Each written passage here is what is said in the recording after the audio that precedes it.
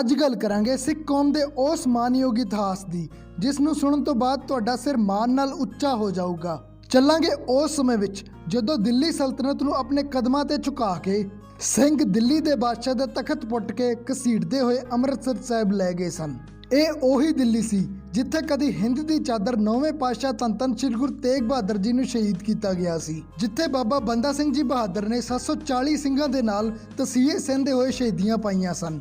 ਤੇ ਅੱਜ ਉਸੇ ਦਿੱਲੀ ਦੀ ਹਿੱਕ ਲਾਲ ਕਿਲੇ ਤੇ ਨਿਸ਼ਾਨ ਸਾਹਿਬ ਝੂਲ ਰਿਹਾ ਸੀ। ਸਿੱਖ ਕੌਮ ਦੀਆਂ ਸਭ ਤੋਂ ਮਾਨਯੋਗ ਜਿੱਤਾਂ ਚੋਂ ਇੱਕ ਹੋਣ ਦੇ ਬਾਅਦ ਵੀ 90% ਸਿੱਖ ਸੰਗਤਾਂ ਸਿੱਖਾਂ ਦੇ ਦਿੱਲੀ ਫਤਿਹ ਦੇ ਇਤਿਹਾਸ ਨੂੰ ਜਾਣਦੀਆਂ ਹੀ ਨਹੀਂ ਹਨ। ਸੋ ਅੱਜ ਇਹੀ ਇਤਿਹਾਸ ਤੁਹਾਡੇ ਨਾਲ ਸਾਂਝਾ ਕਰਾਂਗੇ ਤੇ ਇਸ ਤੋਂ ਬਾਅਦ ਦਿੱਲੀ ਵਿੱਚ ਗੁਰੂ ਘਰਾਂ ਦੀ ਉਸਾਰੀਆਂ ਕਿਵੇਂ ਹੋਈਆਂ ਉਹ ਵੀ ਇੱਕ ਬੜਾ ਹੀ ਇੰਟਰਸਟਿੰਗ ਇਤਿਹਾਸ ਹੈ, ਉਹ ਵੀ ਤੁਹਾਡੇ ਨਾਲ ਸਾਂਝਾ ਕਰਾਂਗੇ। ਪਰ ਸ਼ੁਰੂ ਕਰਨ ਤੋਂ ਪਹਿਲਾਂ ਜੇ ਤੁਸੀਂ ਇਸ ਚੈਨਲ ਤੇ ਨਵੇਂ ਆਏ ਹੋ ਤਾਂ ਚੈਨਲ ਨੂੰ ਸਬਸਕ੍ਰਾਈਬ ਕਰਕੇ ਬੈਲ ਆਈਕਨ ਜ਼ਰੂਰ ਪ੍ਰੈਸ ਕਰ ਦਿਓ ਤਾਂ ਜੋ ਕਿਤੇ ਸਾਡੀਆਂ ਅਣਗਹਿਲੀਆਂ ਕਰਕੇ ਸਾਡਾ ਮਾਨਯੋਗ ਸਿੱਖ ਇਤਿਹਾਸ ਸਮੇਂ ਦੀ ਰੇਤ ਵਿੱਚ ਦਫਨ ਹੋ ਕੇ ਨਾ ਰਹਿ ਜਾਵੇ। ਇਹ ਗੱਲ ਸ਼ੁਰੂ ਹੁੰਦੀ ਹੈ ਸੰਨ 1783 'ਚ ਜਦੋਂ ਸਿੱਖਾਂ ਦੀ ਤਾਕਤ ਪੂਰੇ ਜੋਬਨ ਤੇ ਸੀ ਤੇ ਉਹ ਮਿਸਲਾਂ ਦੇ ਰੂਪ ਵਿੱਚ ਰਾਜ ਵਧਾਉਂਦੇ ਹੋਏ ਕਰਨਾਲ ਤੱਕ ਪਹੁੰਚ ਗਏ ਸਨ। ਉਧਰੋਂ ਮੁਗਲੀਆ ਸਲਤਨਤ ਦੀ ਹਾਲਤ ਡਾਵਾਂਡੋਲ ਸੀ। ਔਰੰਗਜ਼ੇਬ ਤੋਂ ਬਾਅਦ ਅਗਲੇ 87 ਸਾਲਾਂ 'ਚ ਸ਼ਾਹ ਆਲਮ ਚੌਥਾ ਬਾਦਸ਼ਾਹ ਸੀ, ਪਰ ਉਹਦੇ ਹੱਥ 'ਚ ਵੀ ਕੋਈ ਬਾਹਲੀ ਜ਼ਿਆਦੀ ਪਾਵਰ ਨਹੀਂ ਸੀ। ਦਰਬਾਰੀ ਤੇ ਸੈਨਾਪਤੀ ਜੋ ਕਹਿੰਦੇ ਸਨ ਬਾਦਸ਼ਾਹ ਉਹੀ ਕਰਦਾ ਸੀ। ਮਰਹੱਟੇ ਤੇ ਅੰਗਰੇਜ਼ ਇਹ ਦੋਵੇਂ ਹੀ ਕਿਸੇ ਨਾ ਕਿਸੇ ਤਰ੍ਹਾਂ ਦਿੱਲੀ ਤੇ ਕਬਜ਼ਾ ਕਰਨਾ ਚਾਹੁੰਦੇ ਸਨ, ਕਿਉਂਕਿ ਇਹ ਦੋਵੇਂ ਜਾਣ ਚੁੱਕੇ ਸਨ ਕਿ ਮੁਗਲ ਰਾਜ ਕਮਜ਼ੋਰ ਹੋ ਚੁੱਕਿਆ ਹੈ। ਦਿੱਲੀ ਜਿੱਤਣ ਦਾ ਇਹ ਸੁਨਹਿਰਾ ਮੌਕਾ ਹੈ। ਇਸ ਲਈ ਫਿਰ ਸੰਨ 1783 ਨੂੰ ਮਰਹੱਟਿਆਂ ਨੇ ਦਿੱਲੀ ਤੇ ਹਮਲਾ ਕਰਕੇ ਲਾਲ ਕਿਲੇ ਤੇ ਕਬਜ਼ਾ ਕਰ ਲਿਆ ਤੇ ਜਦੋਂ ਇਸ ਗੱਲ ਦਾ ਪਤਾ ਅੰਗਰੇਜ਼ ਜਨਰਲ ਅਕਟਰ ਲੋਨੀ ਨੂੰ ਲੱਗਿਆ ਤਾਂ ਉਹ ਵੀ ਇੱਕ ਭਾਰੀ ਲਾਮ ਲਸ਼ਕਰ ਲੈ ਕੇ ਦਿੱਲੀ ਵੱਲ ਨੂੰ ਤੁਰ ਪਿਆ, ਕਿਉਂਕਿ ਉਹ ਜਾਣਦੇ ਸਨ ਕਿ ਮਰਹੱਟੇ ਕਿੰਨੇ ਕੁ ਪਾਣੀ 'ਚ ਹਨ ਤੇ ਉਹਨਾਂ ਨੂੰ ਆਸਾਨੀ ਨਾਲ ਹਰਾਇਆ ਜਾ ਸਕਦਾ ਹੈ। ਜਦੋਂ ਮਰਹੱਟਿਆਂ ਨੂੰ ਅੰਗਰੇਜ਼ਾਂ ਦੇ ਇੱਕ ਵੱਡੀ ਫੌਜ ਲੈ ਕੇ ਚੜ੍ਹਾਈ ਕਰਦੇ ਆਉਣ ਦਾ ਪਤਾ ਲੱਗਿਆ ਤਾਂ ਉਹ ਡਰਦੇ ਲਾਲ ਕਿਲਾ ਛੱਡ ਕੇ ਉੱਥੋਂ ਭੱਜ ਗਏ। ਤਦ ਸ਼ਾਹ ਆਲਮ ਨੇ ਸੋਚਿਆ ਕਿ ਹੁਣ ਮਰਹੱਟੇ ਤਾਂ ਇੱਥੋਂ ਚਲੇ ਗਏ ਹਨ ਤੇ ਜੇ ਅੰਗਰੇਜ਼ਾਂ ਨੇ ਆ ਕੇ ਕਬਜ਼ਾ ਕਰ ਲਿਆ ਤਾਂ ਗੱਲ ਤਾਂ ਉਹਦੀ ਉਹੀ ਰਹੇਗੀ। ਹੁਣ ਮੈਨੂੰ ਬਚਣ ਦਾ ਇੱਕ ਮੌਕਾ ਮਿਲਿਆ ਹੈ, ਮੈਨੂੰ ਕੋਈ ਨਾ ਕੋਈ ਉਪਰਾਲਾ ਜ਼ਰੂਰ ਕਰਨਾ ਚਾਹੀਦਾ ਹੈ। ਤਦ ਵਜ਼ੀਰਾਂ ਨੇ ਕਿਹਾ ਕਿ ਹੁਣ ਤਾਂ ਬਚਣ ਦਾ ਸਿਰਫ ਇੱਕੋ ਹੀ ਤਰੀਕਾ ਹੈ ਕਿ ਸਿੱਖ ਜਰਨੈਲ ਸਰਦਾਰ ਬਘੇਲ ਸਿੰਘ ਜੀ ਨੂੰ ਮਦਦ ਦੀ ਗੁਹਾਰ ਲਗਾਈ ਜਾਵੇ। ਇਸ ਲਈ ਫਿਰ ਬਾਦਸ਼ਾਹ ਸ਼ਾਹ ਆਲਮ ਨੇ ਆਪਣੇ ਦਰਬਾਰ ਦੇ 3 ਮੁੱਖ ਸਲਾਹਕਾਰਾਂ ਨੂੰ ਭੇਜ ਕੇ ਸਰਦਾਰ ਬਘੇਲ ਸਿੰਘ ਜੀ ਨੂੰ ਉਹਨਾਂ ਦੀ ਮਦਦ ਕਰਨ ਦੀ ਬੇਨਤੀ ਕੀਤੀ। ਲੋੜ ਪੈਣ ਤੇ ਹਰ ਕਿਸੇ ਦੀ ਮਦਦ ਕਰਨਾ, ਇਹ ਸਿਧਾਂਤ ਤਾਂ ਦਸਮ ਪਿਤਾ ਨੇ ਸਿੱਖਾਂ ਨੂੰ ਗੁੜਤੀ ਵਿੱਚ ਦਿੱਤਾ ਹੋਇਆ ਹੈ। ਇਸ ਲਈ ਸਰਦਾਰ ਬਘੇਲ ਸਿੰਘ ਜੀ ਨੇ ਪਿਛਲੇ ਮੁਗਲ ਸ਼ਾਸਕਾਂ ਦੇ ਕੀਤੇ ਸਾਰੇ ਜ਼ੁਲਮਾਂ ਨੂੰ ਭੁਲਾ ਕੇ ਸ਼ਾਹ ਆਲਮ ਦੀ ਮਦਦ ਕਰਨ ਦਾ ਫੈਸਲਾ ਕੀਤਾ। ਪਰ ਸਰਦਾਰ ਬਘੇਲ ਸਿੰਘ ਜੀ ਕੌਣ ਸਨ? ਪੂਰੇ ਭਾਰਤ ਤੇ ਰਾਜ ਕਰਨ ਵਾਲੇ ਮੁਗਲ ਬਾਦਸ਼ਾਹ ਨੇ ਦੇਸ਼ ਦੇ ਸੈਂਕੜੇ ਰਾਜਿਆਂ ਤੇ ਜਰਨੈਲਾਂ ਨੂੰ ਛੱਡ ਕੇ ਆਖਰ ਇਹਨਾਂ ਨੂੰ ਹੀ ਮਦਦ ਦੇ ਲਈ ਕਿਉਂ ਚੁਣਿਆ? ਆਓ ਪਹਿਲਾਂ ਇਹ ਜਾਣੀਏ। ਸਰਦਾਰ ਬਘੇਲ ਸਿੰਘ ਜੀ ਦਾ ਜਨਮ ਤਰਨਤਾਰਨ ਜ਼ਿਲ੍ਹੇ ਦੇ ਚੰਬਾਲ ਪਿੰਡ ਦੇ ਧਾਲੀਵਾਲ ਜੱਟ ਪਰਿਵਾਰ ਵਿੱਚ ਹੋਇਆ ਸੀ। ਛੋਟੀ ਉਮਰ ਤੋਂ ਹੀ ਉਹ ਘਰ-ਬਾਰ ਛੱਡ ਕੇ ਪੰਥ ਦੀ ਸੇਵਾ ਲਈ ਦਲ ਖਾਲਸਾ ਵਿੱਚ ਸ਼ਾਮਿਲ ਹੋ ਗਏ ਸਨ ਤੇ ਜਦੋਂ ਕਰੋੜਾ ਸਿੰਘੀਆ ਮਿਸਲ ਦੇ ਮੁਖੀ ਸਰਦਾਰ ਕਰੋੜਾ ਸਿੰਘ ਜੀ ਇੱਕ ਲੜਾਈ ਵਿੱਚ ਅਕਾਲ ਚਲਾਣਾ ਕਰ ਗਏ ਤਾਂ ਸਰਦਾਰ ਬਘੇਲ ਸਿੰਘ ਜੀ ਦੀ ਕਾਬਲੀਅਤ ਨੂੰ ਦੇਖਦੇ ਹੋਏ ਉਹਨਾਂ ਨੂੰ ਕਰੋੜਾ ਸਿੰਘੀਆ ਮਿਸਲ ਦੀ ਕਮਾਨ ਸੌਂਪੀ ਗਈ। ਹੌਲੀ-ਹੌਲੀ ਸਰਦਾਰ ਬਘੇਲ ਸਿੰਘ ਨੇ ਉੱਤਰ ਭਾਰਤ ਦੇ ਇੱਕ ਵੱਡੇ ਹਿੱਸੇ ਤੇ ਆਪਣੀ ਧੱਕ ਕਾਇਮ ਕਰ ਲਈ। ਜਲੰਧਰ ਤੋਂ ਲੈ ਕੇ ਗੰਗਾ, ਯਮੁਨਾ ਤੇ ਕਰਨਾਲ ਤੱਕ ਉਹਨਾਂ ਦੇ ਘੋੜਿਆਂ ਨੂੰ ਰੋਕਣ ਵਾਲਾ ਕੋਈ ਨਹੀਂ ਸੀ। ਕਰੋੜਾ ਸਿੰਘੀਆ ਮਿਸਲ ਦੇ 12,000 ਘੋੜਸਵਾਰ ਹਰ ਸਮੇਂ ਉਹਨਾਂ ਦੇ ਨਾਲ ਰਹਿੰਦੇ ਸਨ। ਕੀ ਮੁਗਲ, ਕੀ ਮਰਾਠੇ ਤੇ ਕੀ ਅੰਗਰੇਜ਼, ਹਰ ਵੱਡਾ ਜਰਨੈਲ ਉਹਨਾਂ ਦੇ ਨਾਮ ਤੋਂ ਥਰ-ਥਰ ਕੰਬਦਾ ਸੀ। ਸਰਦਾਰ ਬਘੇਲ ਸਿੰਘ ਜੀ ਨੇ ਆਪਣੀ ਕਥਨੀ ਨੂੰ ਪੂਰਾ ਕਰਦੇ ਹੋਏ ਇੱਕ ਵੱਡੀ ਫੌਜ ਤੇ ਲਾਮ ਲਸ਼ਕਰ ਲੈ ਕੇ ਦਿੱਲੀ ਵੱਲ ਚਾਲੇ ਪਾ ਦਿੱਤੇ।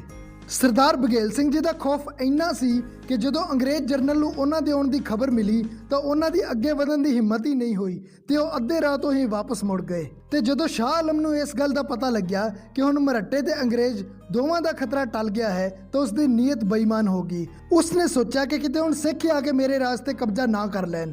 ਇਸ ਲਈ ਉਸਨੇ ਦਿੱਲੀ ਵੱਲ ਵੱਧ ਰਹੇ ਸਰਦਾਰ ਬਘੇਲ ਸਿੰਘ ਜੀ ਨੂੰ ਸੁਨੇਹਾ ਭੇਜਿਆ ਕਿ ਹੁਣ ਤੁਹਾਡੀ ਲੋੜ ਨਹੀਂ ਹੈ, ਤੁਸੀਂ ਇੱਥੋਂ ਹੀ ਵਾਪਸ ਮੁੜ ਜਾਓ। ਸਰਦਾਰ ਬਘੇਲ ਸਿੰਘ ਜੀ ਨੂੰ ਇਹ ਗੱਲ ਬੜੀ ਹੀ ਗਲਤ ਲੱਗੀ ਕਿ ਤੁਹਾਡੇ ਸੁਨੇਹੇ ਤੇ ਹੀ ਮੈਂ ਆਪਣਾ ਸਾਰਾ ਲਾਮ ਲਸ਼ਕਰ ਲੈ ਕੇ ਦਿੱਲੀ ਆ ਰਿਹਾ ਸੀ ਤੇ ਹੁਣ ਆਪਣਾ ਕੰਮ ਨਿਕਲਦੇ ਸਾਰ ਹੀ ਤੁਸੀਂ ਇੰਨੀ ਛੇਤੀ ਰੰਗ ਬਦਲ ਲਿਆ। ਮੇਰੀ ਇੰਨੀ ਵੱਡੀ ਫੌਜ ਦਾ ਇੰਨੇ ਦਿਨ ਦਾ ਖਰਚ ਕੌਣ ਦੇਊਗਾ? ਤੁਸੀਂ ਇਸ ਫੌਜ ਦਾ ਖਰਚ ਦੇ ਦਿਓ, ਅਸੀਂ ਵਾਪਸ ਮੁੜ ਜਾਂਦੇ ਹਾਂ। ਪਰ ਸ਼ਾਹ ਆਲਮ ਨੇ ਇਸ ਗੱਲ ਨੂੰ ਬਿਲਕੁਲ ਹੀ ਅਣਗਹਿਲਾ ਕਰਤਾ। ਸਿੱਖ ਦਿੱਲੀ ਵੱਲ ਵੱਧਦੇ ਰਹੇ। ਦਿੱਲੀ ਦੇ ਬਾਹਰ ਪਹੁੰਚ ਕੇ ਸਰਦਾਰ ਬਘੇਲ ਸਿੰਘ ਜੀ ਨੇ ਇੱਕ ਵਾਰ ਫੇਰ ਸੁਨੇਹਾ ਭੇਜਿਆ ਕਿ ਇਸ ਤਰ੍ਹਾਂ ਜਾਨਾਂ ਗਵਾਉਣ ਦਾ ਕੋਈ ਫਾਇਦਾ ਨਹੀਂ, ਤੂੰ ਹਜੇ ਵੀ ਸਾਡਾ ਖਰਚਾ ਸਾਨੂੰ ਦੇ ਦੇ, ਅਸੀਂ ਮੁੜ ਜਾਂਦੇ ਹਾਂ, ਨਹੀਂ ਤਾਂ ਫਿਰ ਸਾਨੂੰ ਮਜਬੂਰਨ ਹਮਲਾ ਕਰਨਾ ਹੀ ਪਊਗਾ। ਉਹਨਾਂ ਸਮਿਆਂ ਤੇ ਹਰ ਵੱਡੇ ਸ਼ਹਿਰ ਦੇ ਬਾਹਰ ਉੱਚੀਆਂ-ਉੱਚੀਆਂ ਕੰਧਾਂ ਹੁੰਦੀਆਂ ਸਨ।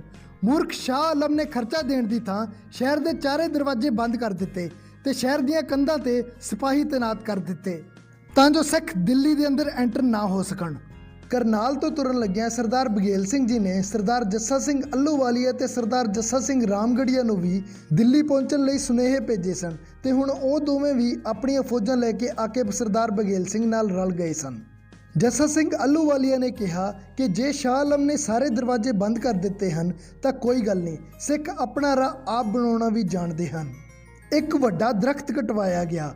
ਉਸ ਦਾ ਤਣਾ ਅੱਗੋਂ ਪੈਨਸਲ ਵਾਂਗੂ ਤਿੱਖਾ ਕਰਕੇ ਸਿੱਖਾਂ ਨੇ ਉਸ ਨਾਲ ਸ਼ਹਿਰ ਦੀ ਕੰਧ ਤੇ ਚੋਟ ਕਰਨੀ ਸ਼ੁਰੂ ਕੀਤੀ। ਕੁਝ ਘੰਟਿਆਂ ਦੀ ਮਿਹਨਤ ਹੀ ਰੰਗ ਲਿਆਈ ਤੇ ਸ਼ਹਿਰ ਦੀ ਕੰਧ ਵਿੱਚ ਇੱਕ ਮੋਰੀ ਕੱਢ ਦਿੱਤੀ ਗਈ, ਜਿਸ ਵਿੱਚੋਂ ਐਂਟਰ ਹੋ ਕੇ ਸਾਰੀ 30,000 ਦੀ ਫੌਜ ਅੰਦਰ ਇੱਕ ਮੈਦਾਨ ਵਿੱਚ ਇਕੱਠੀ ਹੋ ਗਈ।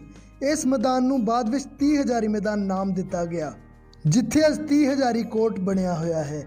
ਤੇ ਜਿਹੜੀ ਮੋਰੀ ਰਾਹੀਂ ਸਿੰਘ ਅੰਦਰ ਐਂਟਰ ਹੋਏ ਸਨ, ਬਾਅਦ ਵਿੱਚ ਸਿੰਘਾਂ ਨੇ ਉਹ ਮੋਰੀ ਬੰਦ ਨਹੀਂ ਹੋਣ ਦਿੱਤੀ ਤੇ ਉੱਥੇ ਇੱਕ ਸ਼ਾਨਦਾਰ ਗੇਟ ਦੀ ਉਸਾਰੀ ਕਰਵਾਈ, ਜਿਸ ਨੂੰ ਅੱਜ ਦਿੱਲੀ ਦਾ ਮੋਰੀ ਗੇਟ ਕਿਹਾ ਜਾਂਦਾ ਹੈ। ਭਾਵੇਂ ਖਾਲਸੇ ਫੌਜ ਦੀ ਗਿਣਤੀ 30,000 ਹੀ ਸੀ, ਫਿਰ ਵੀ ਮੁਗਲਾਂ ਨੇ ਕੁਝ ਛੋਟੀਆਂ-ਮੋਟੀਆਂ ਝੜਪਾਂ ਤੋਂ ਬਾਅਦ ਹੀ ਹੱਥ ਖੜੇ ਕਰ ਦਿੱਤੇ, ਪਰ ਸ਼ਾਹ ਆਲਮ ਨੂੰ ਫੜਿਆ ਨਾ ਜਾ ਸਕਿਆ। ਉਹ ਇੱਕ ਚੋਰ ਰਸਤੇ ਰਾਹੀਂ ਉੱਥੋਂ ਭੱਜਣ ਵਿੱਚ ਕਾਮਯਾਬ ਹੋ ਗਿਆ। ਉਹ ਆਪ ਤਾਂ ਭੱਜ ਗਿਆ, ਪਰ ਉਸ ਦੀਆਂ ਬੇਗਮਾਂ ਤੇ ਬੱਚੇ ਹਜੇ ਵੀ ਕਿਲੇ ਵਿੱਚ ਹੀ ਸਨ। ਪਰ ਸਰਦਾਰ ਬਘੇਲ ਸਿੰਘ ਨੇ ਸਿੱਖਾਂ ਨੂੰ ਸਖਤ ਹਦਾਇਤ ਦਿੱਤੀ ਕਿ ਕਿਸੇ ਵੀ ਬੀਬੀ ਨਾਲ ਕਿਸੇ ਵੀ ਤਰ੍ਹਾਂ ਦੀ ਕੋਈ ਬਦਤਮੀਜ਼ੀ ਨਾ ਕੀਤੀ ਜਾਵੇ। ਸਿੱਖਾਂ ਦੇ ਆਉਣ ਨਾਲ ਦਿੱਲੀ ਦੀ ਆਮ ਜਨਤਾ ਨੇ ਵੀ ਸੁੱਖ ਦਾ ਸਾਹ ਲਿਆ ਸੀ, ਕਿਉਂਕਿ ਮਰਾਠਿਆਂ ਨੇ ਤਾਂ ਆਉਂਦੇ ਹੀ ਆਮ ਜਨਤਾ ਨਾਲ ਲੁੱਟ-ਖੋਹ ਸ਼ੁਰੂ ਕਰ ਦਿੱਤੀ ਸੀ ਤੇ ਸ਼ਾਹ ਆਲਮ ਦੇ ਰਾਜ ਵਿੱਚ ਵੀ ਗੈਰ ਮੁਸਲਿਮ ਜਨਤਾ ਨੂੰ ਬਹੁਤ ਜ਼ਿਆਦਾ ਤੰਗ ਕੀਤਾ ਜਾਂਦਾ ਸੀ। ਪਰ ਸਿੱਖਾਂ ਦੇ ਰਾਜ ਵਿੱਚ ਸਾਰੇ ਸਮਾਨਤਾ ਤੇ ਸੁੱਖ ਸ਼ਾਂਤੀ ਨਾਲ ਰਹਿ ਸਕਦੇ ਸਨ। ਹੁਣ ਵਾਰੀ ਸੀ ਦਿੱਲੀ ਦਾ ਬਾਦਸ਼ਾਹ ਚੁਣਨ ਦੀ। ਲਾਹੌਰ ਦੇ ਜਿੱਤ ਤੋਂ ਬਾਅਦ ਸਰਦਾਰ ਜੱਸਾ ਸਿੰਘ ਅੱਲੂਵਾਲੀਆ ਨੂੰ ਸਿੱਖ ਕੌਮ ਨੇ ਸੁਲਤਾਨ ਉਲ ਕੌਮ ਦੇ ਮਾਣ ਨਾਲ ਨਵਾਜਿਆ ਸੀ। ਇਸ ਲਈ ਸਰਦਾਰ ਬਘੇਲ ਸਿੰਘ ਜੀ ਚਾਹੁੰਦੇ ਸਨ ਕਿ ਦਿੱਲੀ ਦਾ ਬਾਦਸ਼ਾਹ ਸਰਦਾਰ ਜੱਸਾ ਸਿੰਘ ਅੱਲੂਵਾਲੀਆ ਨੂੰ ਹੀ ਬਣਾਇਆ ਜਾਵੇ। ਪਰ ਇਸ ਗੱਲ ਤੇ ਜੱਸਾ ਸਿੰਘ ਰਾਮਗੜੀਆ ਸਹਿਮਤ ਨਹੀਂ ਸਨ। ਉਹਨਾਂ ਦਾ ਮੰਨਣਾ ਸੀ ਕਿ ਖਾਲਸੇ ਦੇ ਰਾਜ ਵਿੱਚ ਕੋਈ ਮਨੁੱਖ ਤਖਤ ਤੇ ਕਿਵੇਂ ਬੈਠ ਸਕਦਾ ਹੈ, ਇਹ ਜਗ੍ਹਾ ਤਾਂ ਗੁਰੂ ਸਾਹਿਬ ਦੀ ਹੈ। ਇਸ ਗੱਲ ਵਿੱਚ ਜਦੋਂ ਜੱਸਾ ਸਿੰਘ ਅੱਲੂਵਾਲੀਆ ਨੇ ਵੀ ਹਾਮੀ ਭਰ ਦਿੱਤੀ ਤਾਂ ਸਾਰੇ ਸਹਿਮਤ ਹੋ ਗਏ। ਇਸ ਤੋਂ ਬਾਅਦ ਉਹਨਾਂ ਖਾਲਸੇ ਦੀ ਆਨ ਬਾਨ ਤੇ ਸ਼ਾਨ ਸ਼੍ਰੀ ਨਿਸ਼ਾਨ ਸਾਹਿਬ ਨੂੰ ਲਾਲ ਕਿਲੇ ਤੇ ਚੁਲਾ ਦਿੱਤਾ। ਹੁਣ ਵਾਰੀ ਸੀ ਬਾਦਸ਼ਾਹ ਦੇ ਤਖਤ ਦੀ। ਸਿੱਖ ਚਾਹੁੰਦੇ ਸਨ ਕਿ ਕੁਝ ਇਹੋ ਜਿਹਾ ਕੀਤਾ ਜਾਵੇ ਕਿ ਰਹਿੰਦੀ ਦੁਨੀਆ ਤੱਕ ਯਾਦ ਰਵੇ ਕਿ ਸਿੱਖਾਂ ਨੇ ਵੀ ਕਦੀ ਦਿੱਲੀ ਦੇ ਲਾਲ ਕਿਲੇ ਤੇ ਧੱਕ ਪਾਈ ਸੀ। ਇਸ ਲਈ ਫਿਰ ਜਿਹੜੇ ਤਖਤ ਤੇ ਬਹਿ ਕੇ ਕਦੀ ਔਰੰਗਜ਼ੇਬ ਫਤਵੇ ਦਿਆ ਕਰਦਾ ਸੀ, ਜਿਹੜੇ ਤਖਤ ਤੇ ਬਹਿ ਕੇ ਫਰਖਸ਼ੀਰ ਨੇ ਬਾਬਾ ਬੰਦਾ ਸਿੰਘ ਬਹਾਦਰ ਨੂੰ ਸ਼ਹੀਦ ਕਰਵਾਇਆ ਸੀ, ਸਿੱਖਾਂ ਨੇ ਉਸ ਤਖਤ ਦੀ ਇੱਕ ਵੱਡੀ ਸਿੱਲ ਪੁੱਟ ਕੇ ਘੋੜਿਆਂ ਦੇ ਮਗਰ ਪਾ ਦਿੱਤੀ। ਉਹ ਇਤਿਹਾਸਿਕ ਸਿੱਲ 4 ਵੱਡੀਆਂ ਤੋਪਾਂ ਤੇ ਕੁਝ ਹੋਰ ਕੀਮਤੀ ਸਮਾਨ ਗੱਡਿਆਂ ਤੇ ਲੱਦ ਕੇ ਸਰਦਾਰ ਜੱਸਾ ਸਿੰਘ ਰਾਮਗੜੀਆ ਅੰਮ੍ਰਿਤਸਰ ਸਾਹਿਬ ਲੈ ਆਏ। ਅੱਜ ਵੀ ਉਹ ਸਿੱਲ ਇੱਥੇ ਰਾਮਗੜੀਆ ਬੁੰਗੇ 'ਚ ਪਈ ਸਿੱਖਾਂ ਦੀ ਦਿੱਲੀ ਫਤਿਹ ਦੀ ਗਵਾਹੀ ਭਰਦੀ ਹੈ। ਇਸ ਦੇ ਕੁਝ ਸਮੇਂ ਬਾਅਦ ਸਰਦਾਰ ਜੱਸਾ ਸਿੰਘ ਅੱਲੂਵਾਲੀਆ ਵੀ ਆਪਣੀ ਪਲਟਨ ਲੈ ਕੇ ਦਿੱਲੀ ਤੋਂ ਰਵਾਨਾ ਹੋ ਗਏ। ਸ਼ਾਹ ਆਲਮ ਇੱਕ ਗੁਪਤ ਜਗ੍ਹਾ ਤੇ ਆਪਣੇ ਮੰਤਰੀਆਂ ਨਾਲ ਇਕੱਠਾ ਹੋ ਕੇ ਕਿਲੇ ਨੂੰ ਵਾਪਸ ਲੈਣ ਲਈ ਸਲਾਹ ਕਰ ਰਿਹਾ ਹੈ। ਤਦ ਇੱਕ ਸਿਆਣੇ ਨੇ ਸਲਾਹ ਦਿੱਤੀ ਕਿ ਲੜਕੇ ਜਾਂ ਧੱਕੇਸ਼ਾਹੀ ਨਾਲ ਤਾਂ ਆਪਾਂ ਸਿੱਖਾਂ ਤੋਂ ਨਹੀਂ ਜਿੱਤ ਸਕਦੇ। ਹਾਂ, ਸ਼ਾਂਤੀ ਤੇ ਰਾਜੀਨਾਮੇ ਨਾਲ ਜ਼ਰੂਰ ਕੋਈ ਰਾਹ ਕੱਢਿਆ ਜਾ ਸਕਦਾ ਹੈ, ਪਰ ਰਾਜੀਨਾਮਾ ਕਰਾਉਣ ਲਈ ਹਮੇਸ਼ਾ ਇੱਕ ਵਿਚੋਲੀਏ ਦੀ ਲੋੜ ਹੁੰਦੀ ਹੈ ਤੇ ਇਹ ਵਿਚੋਲੀਆ ਚੁਣਿਆ ਗਿਆ ਬੇਗਮ ਸਮਰੂ ਨੂੰ, ਜੋ ਕਿ ਸਰਦਾਰ ਬਘੇਲ ਸਿੰਘ ਜੀ ਦੀ ਧਰਮ ਭੈਣ ਬਣੀ ਹੋਈ ਸੀ। ਇਹ ਬੇਗਮ ਸਮਰੂ ਕੌਣ ਸੀ, ਆਓ ਜਾਣਦੇ ਹਾਂ। ਇਹਨਾਂ ਦਾ ਪਹਿਲਾ ਨਾਮ ਫਰਜ਼ਾਨਾ ਬੇਗਮ ਸੀ। ਇਹਨਾਂ ਵਿਆਹ ਇੱਕ ਅੰਗਰੇਜ਼ ਅਫਸਰ ਵਾਲਟਨ ਸਮਰੂ ਨਾਲ ਕਰਵਾਇਆ ਸੀ, ਜੋ ਕਿ ਸਰਦਾਨਾ ਰਿਆਸਤ ਦੇ ਰਾਜੇ ਦਾ ਅਹਿਲਕਾਰ ਸੀ ਤੇ ਰਾਜੇ ਦੀ ਮੌਤ ਤੋਂ ਬਾਅਦ ਉਹ ਰਿਆਸਤ ਦਾ ਮਾਲਕ ਬਣ ਗਿਆ ਸੀ। ਆਪਣੇ ਪਤੀ ਦੇ ਨਾਮ ਤੇ ਹੀ ਉਸਨੇ ਆਪਣਾ ਨਾਮ ਚੇਂਜ ਕਰਕੇ ਬੇਗਮ ਸਮਰੂ ਕਰ ਲਿਆ ਸੀ। ਸਿੱਖ ਰਾਜ ਦੇ ਸਮੇਂ ਇੱਕ ਦਿਨ ਇਹ ਆਪਣੇ ਪੇਕਿਆਂ ਨੂੰ ਮਿਲਣ ਪਾਲਕੀ 'ਚ ਬੈਠ ਕੇ ਦਿੱਲੀ ਆ ਰਹੀ ਸੀ, ਜਿਸ ਨੂੰ ਮੁਸਲਿਮ ਭੇਸ ਵਾਲੇ ਨੌਕਰਾਂ ਨੇ ਚੁੱਕਿਆ ਹੋਇਆ ਸੀ। ਤਦ ਕੁਝ ਸਿੰਘਾਂ ਦੀ ਨਜ਼ਰ ਇਹਨਾਂ ਤੇ ਪਈ। ਉਸ ਸਮੇਂ ਹਿੰਦੂ ਡੋਲੀਆਂ ਨੂੰ ਇਸੇ ਤਰ੍ਹਾਂ ਪਾਲਕੀ 'ਚ ਹੀ ਲਿਜਾਇਆ ਜਾਂਦਾ ਸੀ ਤੇ ਸਿੱਖਾਂ ਨੇ ਸੋਚਿਆ ਕਿ ਕਿਤੇ ਮੁਗਲ ਪਠਾਨ ਕਿਸੇ ਹਿੰਦੂ ਬੀਬੀ ਦੀ ਡੋਲੀ ਅਗਵਾ ਕਰਕੇ ਲਿਜਾ ਰਹੇ ਹਨ। ਜਦ ਸਿੱਖਾਂ ਨੇ ਉਹਨਾਂ ਨੂੰ ਰੋਕਣਾ ਚਾਹਿਆ ਤਾਂ ਨੌਕਰ ਡੋਲੀ ਛੱਡ ਕੇ ਭੱਜ ਗਏ। ਇਹ ਖਬਰ ਜਦੋਂ ਸਰਦਾਰ ਬਘੇਲ ਸਿੰਘ ਜੀ ਨੂੰ ਮਿਲੀ ਤਾਂ ਉਹਨਾਂ ਨੇ ਹੁਕਮ ਕੀਤਾ ਕਿ ਨੌਕਰਾਂ ਨੂੰ ਲੱਭ ਕੇ ਲਿਆਇਆ ਜਾਵੇ ਤੇ 5 ਸਿੱਖ ਘੋੜਸਵਾਰ ਨਾਲ ਜਾਣ ਤੇ ਇਸ ਬੀਬੀ ਨੂੰ ਸੁਰੱਖਿਅਤ ਉਹਦੀ ਮੰਜ਼ਿਲ ਤੱਕ ਪਹੁੰਚਾ ਕੇ ਆਉਣ। ਕਿਉਂਕਿ ਬੇਗਮ ਸਮਰੂ ਨੇ ਸ਼ੁਰੂ ਤੋਂ ਹੀ ਮੁਗਲ ਰਾਜ ਵਿੱਚ ਬੀਬੀਆਂ ਨਾਲ ਹੁੰਦੀ ਧੱਕੇਜੋਰੀ ਹੀ ਦੇਖੀ ਸੀ, ਇਸ ਲਈ ਉਹ ਸਿੱਖਾਂ ਦੇ ਇਸ ਉੱਚੇ ਕਿਰਦਾਰ ਤੋਂ ਬਹੁਤ ਜ਼ਿਆਦਾ ਪ੍ਰਭਾਵਿਤ ਹੋਈ। ਉਸਨੇ ਕਿਹਾ ਕਿ ਮੈਂ ਤੁਹਾਡੇ ਸਰਦਾਰ ਨੂੰ ਮਿਲਣਾ ਚਾਹੁੰਦੀ ਹਾਂ। ਤਦੋਂ 10,000 ਰੁਪਏ ਤੇ 10 ਘੋੜੇ ਲੈ ਕੇ ਦਿੱਲੀ ਦਰਬਾਰ ਵਿੱਚ ਗਈ ਤੇ ਭੇਟਾ ਕਰਕੇ ਸਰਦਾਰ ਬਘੇਲ ਸਿੰਘ ਜੀ ਦੀ ਧਰਮ ਭੈਣ ਬਣ ਗਈ। ਬੇਗਮ ਸਮਰੂ ਇੱਕ ਲਾਇਕ ਤੇ ਰੋਸ਼ਨ ਦਿਮਾਗ ਵਾਲੀ ਔਰਤ ਸੀ। ਉਸਨੇ ਵੋਲਟਨ ਨਾਲ ਰਹਿੰਦਿਆਂ ਅੰਗਰੇਜ਼ੀ, ਫ੍ਰੈਂਚ, ਘੋੜਸਵਾਰੀ, ਰਾਜ ਪ੍ਰਬੰਧ ਸਭ ਕੁਝ ਸਿੱਖ ਲਿਆ ਸੀ ਤੇ ਕੁਝ ਸਾਲਾਂ ਬਾਅਦ ਜਦੋਂ ਵੋਲਟਨ ਦੀ ਮੌਤ ਹੋ ਗਈ ਤਾਂ ਰਾਜ ਪ੍ਰਬੰਧ ਦੀ ਬਾਗਡੋਰ ਉਸ ਦੇ ਹੱਥ ਵਿੱਚ ਆ ਗਈ। ਸਮਰੂ ਬਹੁਤ ਦੂਰ ਦੀ ਸੋਚਦੀ ਸੀ। ਉਸਨੇ ਅੰਦਾਜ਼ਾ ਲਾ ਲਿਆ ਸੀ ਕਿ ਅੰਗਰੇਜ਼ਾਂ ਦਾ ਪ੍ਰਭਾਵ ਦਿਨੋਂ ਦਿਨ ਵੱਧਦਾ ਜਾ ਰਿਹਾ ਹੈ ਤੇ ਅੱਗੇ ਚੱਲ ਕੇ ਉਸ ਨੂੰ ਵੀ ਜ਼ਰੂਰ ਤੰਗ ਕਰਨਗੇ। ਇਸ ਲਈ ਫਿਰ ਉਸਨੇ ਮੁਸਲਿਮ ਤੋਂ ਈਸਾਈ ਮਤ ਧਾਰਨ ਕਰ ਲਿਆ ਤੇ ਅੰਗਰੇਜ਼ਾਂ ਨਾਲ ਹਮੇਸ਼ਾ ਹੀ ਨਰਮ ਰੁਖ ਅਪਣਾ ਕੇ ਰੱਖਿਆ। ਉਸਨੇ ਅੰਗਰੇਜ਼ਾਂ ਦੇ ਕਹਿਣ ਤੇ ਕਈ ਚਰਚਾਂ ਦੀ ਉਸਾਰੀ ਵੀ ਕਰਵਾਈ। ਇਸੇ ਨੀਤੀ ਦੇ ਚੱਲਦਿਆਂ ਅੰਗਰੇਜ਼ਾਂ ਨੇ ਕਦੇ ਵੀ ਉਸ ਨੂੰ ਤੰਗ ਨਹੀਂ ਕੀਤਾ ਤੇ ਆਪਣੇ ਮਰਨ ਤੱਕ ਉਸਨੇ ਆਪਣੀ ਰਿਆਸਤ ਤੇ ਰਾਜ ਕੀਤਾ। ਸਰਦਾਰ ਬਘੇਲ ਸਿੰਘ ਜੀ ਦੀ ਧਰਮ ਭੈਣ ਹੋਣ ਕਰਕੇ ਸ਼ਾਹ ਆਲਮ ਨੂੰ ਬਸ ਬੇਗਮ ਸਮਰੂ ਤੋਂ ਹੀ ਅੰਤਿਮ ਉਮੀਦ ਸੀ।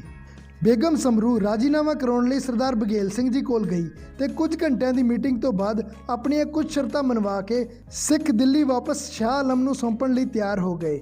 ਇਹਨਾਂ 'ਚੋਂ ਪਹਿਲੀ ਸ਼ਰਤ ਸੀ ਕਿ ਸਿੱਖਾਂ ਦੇ ਇਤਿਹਾਸਿਕ ਸਥਾਨਾਂ ਦੀ ਨਿਸ਼ਾਨਦੇਹੀ ਕਰਕੇ ਉੱਥੇ ਗੁਰੂ ਧਾਮਾਂ ਦੀ ਉਸਾਰੀ ਕਰਵਾਈ ਜਾਊਗੀ। ਰਾਜ ਨੂੰ ਚੁੰਗੀ ਤੇ ਟੈਕਸ ਤੋਂ ਜਿੰਨੀ ਵੀ ਆਮਦਨ ਹੋਊਗੀ ਉਹਦਾ 37% ਯਾਨੀ ਕਿ ਰੁਪਈਏ 'ਚੋਂ 6 ਆਨੇ ਸਿੱਖਾਂ ਨੂੰ ਦਿੱਤਾ ਜਾਊਗਾ। ਤੇ ਜਿੰਨਾ ਚਿਰ ਗੁਰੂ ਧਾਮਾਂ ਦੀ ਉਸਾਰੀ ਦਾ ਕੰਮ ਪੂਰਾ ਨਹੀਂ ਹੋ ਜਾਂਦਾ 4000 ਸਿੱਖ ਦਿੱਲੀ ਵਿੱਚ ਹੀ ਰਹਿਣਗੇ। ਇਸ ਤੋਂ ਇਲਾਵਾ ਸਿੱਖਾਂ ਨੂੰ ਫਜ਼ੂਲ ਦਿੱਲੀ ਆਉਣ ਦੀ ਖੇਚਲ ਪਾਉਣ ਲਈ ਸ਼ਾਹ ਆਲਮ ਨੂੰ 3 ਲੱਖ ਰੁਪਏ ਜੁਰਮਾਨਾ ਵੀ ਭਰਨਾ ਪਊਗਾ। ਕੁਝ ਇਤਿਹਾਸਕਾਰ ਇਸ ਫੈਸਲੇ ਨੂੰ ਸਿੱਖਾਂ ਦੀ ਬਹੁਤ ਵੱਡੀ ਭੁੱਲ ਦੱਸਦੇ ਹਨ, ਪਰ ਅਸਲ ਵਿੱਚ ਇੱਕ ਸਮਝਦਾਰੀ ਭਰਾ ਫੈਸਲਾ ਸੀ। ਦਿੱਲੀ ਦੇ ਰਾਜ ਦਾ ਮਤਲਬ ਸੀ ਕਿ ਪੂਰੇ ਭਾਰਤ ਨੂੰ ਕੰਟਰੋਲ ਕਰਨਾ, ਜਿਸ ਦੇ ਲਈ ਲੱਖਾਂ ਦੀ ਤਾਦਾਦ ਵਿੱਚ ਫੌਜ, ਜਰਨੈਲ ਤੇ ਨੀਤੀਵਾਨ ਲੋਕ ਚਾਹੀਦੇ ਸਨ। ਘੱਲੂਘਾਰਿਆਂ ਤੇ ਜੰਗਾਂ ਤੋਂ ਬਾਅਦ ਇੰਨੀ ਤਾਂ ਸਿੱਖਾਂ ਦੀ ਟੋਟਲ ਪੋਪੂਲੇਸ਼ਨ ਵੀ ਨਹੀਂ ਬਚੀ ਸੀ। ਇਸ ਲਈ ਫਿਰ ਸਿੱਖਾਂ ਨੂੰ ਇਹ ਸਮਝੌਤਾ ਕਰਨਾ ਪਿਆ ਤੇ ਹੁਣ ਸ਼ੁਰੂ ਹੋਇਆ ਗੁਰੂ ਘਰਾਂ ਦੀ ਉਸਾਰੀਆਂ ਲਈ ਸਹੀ ਥਾਵਾਂ ਦੀ ਨਿਸ਼ਾਨਦੇਹੀ ਦਾ ਕੰਮ। ਪਰ ਇਹ ਕੰਮ ਵੀ ਇੰਨਾ ਸੌਖਾ ਨਹੀਂ ਸੀ। ਇਸ ਦੇ ਲਈ ਪੂਰੀ ਦਿੱਲੀ ਵਿੱਚ ਐਲਾਨ ਕਰਵਾਇਆ ਗਿਆ ਕਿ ਸਹੀ ਥਾਵਾਂ ਦੱਸਣ ਵਾਲਿਆਂ ਨੂੰ ਭਾਰੀ ਇਨਾਮ ਦਿੱਤੇ ਜਾਣਗੇ। ਅੰਧਾ ਮੁਗਲ ਦੀ ਧਰਤੀ ਤੇ ਇੱਕ 125 ਸਾਲ ਦੀ ਬਜ਼ੁਰਗ ਔਰਤ ਸੀ। ਉਸ ਨੂੰ ਸ਼੍ਰੀ ਗੁਰੂ ਤੇਗ ਬਹਾਦਰ ਜੀ ਦੇ ਸ਼ਹੀਦੀ ਵਾਲੇ ਸਥਾਨ ਦਾ ਪਤਾ ਸੀ। ਉਹ ਬਚਪਨ ਤੋਂ ਹੀ ਇਸ ਨੂੰ ਦੇਖਦੀ ਆ ਰਹੀ ਸੀ। ਪਹਿਲਾਂ ਉਸ ਦਾ ਦਾਦਾ ਉੱਥੇ ਜੋਤ ਜਗਾਉਂਦਾ ਸੀ, ਫਿਰ ਉਸ ਦੀ ਮਾਂ ਤੇ ਫਿਰ ਉਸਨੇ ਆਪ ਪੂਰੀ ਜ਼ਿੰਦਗੀ ਉੱਥੇ ਜੋਤ ਜਗਾਈ ਸੀ। ਉਸ ਬਜ਼ੁਰਗ ਬੀਬੀ ਨੂੰ ਮੰਜੇ ਤੇ ਬਿਠਾ ਕੇ ਲਿਆਂਦਾ ਗਿਆ ਤੇ ਉਸ ਦੀ ਨਿਸ਼ਾਨਦੇਹੀ ਤੇ ਗੁਰਦੁਆਰਾ ਸ਼੍ਰੀ ਸੀਸਗੰਜ ਸਾਹਿਬ ਉਸਾਰਿਆ ਗਿਆ। ਬਾਕੀ ਗੁਰੂ ਧਾਮਾਂ ਦੀ ਜਗ੍ਹਾ ਲੱਭਣ ਵਿੱਚ ਕੋਈ ਖਾਸੀ ਦਿੱਕਤ ਨਹੀਂ ਆਈ, ਕਿਉਂਕਿ ਬੰਗਲਾ ਸਾਹਿਬ ਦੀ ਜਗ੍ਹਾ ਤੇ ਤਾਂ ਰਾਜਾ ਮਿਰਜ਼ਾ ਜੈ ਸਿੰਘ ਦਾ ਬੰਗਲਾ ਪਹਿਲਾਂ ਹੀ ਮੌਜੂਦ ਸੀ। ਗੁਰੂ ਨਾਨਕ ਸਾਹਿਬ ਦੇ ਪਿਆਊ ਵਾਲੀ ਥਾਂ ਤੇ ਉਹ ਪੁਰਾਣਾ ਖੂਹ ਤੇ ਮਜਰੂ ਟੀਲਾ ਪਹਿਲਾਂ ਹੀ ਨਿਸ਼ਾਨਦੇਹੀ ਲਈ ਮੌਜੂਦ ਸਨ।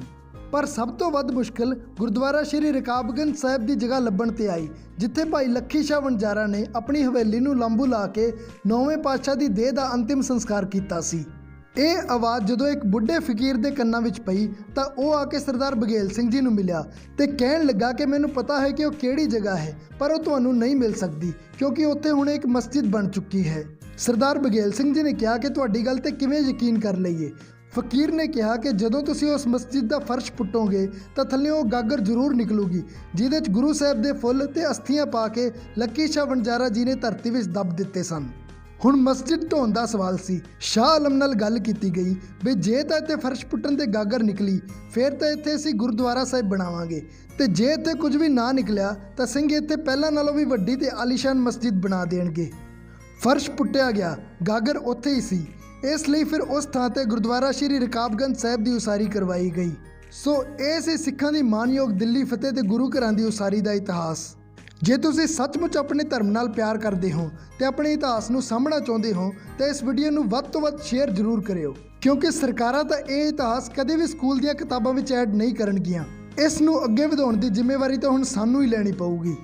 ਇਸ ਤਰ੍ਹਾਂ ਦੇ ਹੋਰ ਵੀਡੀਓਜ਼ ਦੇਖਣ ਲਈ ਚੈਨਲ ਨੂੰ ਸਬਸਕ੍ਰਾਈਬ ਜ਼ਰੂਰ ਕਰ ਲਿਓ ਤੇ ਡੇਲੀ ਦਾ ਸਿੱਖ ਇਤਿਹਾਸ ਜਾਣਨ ਲਈ ਤੁਸੀਂ ਸਾਨੂੰ ਇੰਸਟਾਗ੍ਰਾਮ ਤੇ ਫੋਲੋ ਵੀ ਕਰ ਸਕਦੇ ਹੋ। ਤੇ ਜਾਣ ਤੋਂ ਪਹਿਲਾਂ ਕਮੈਂਟ ਬਾਕਸ ਵਿੱਚ ਵਾਹਿਗੁਰੂ ਜੀ ਲਿਖ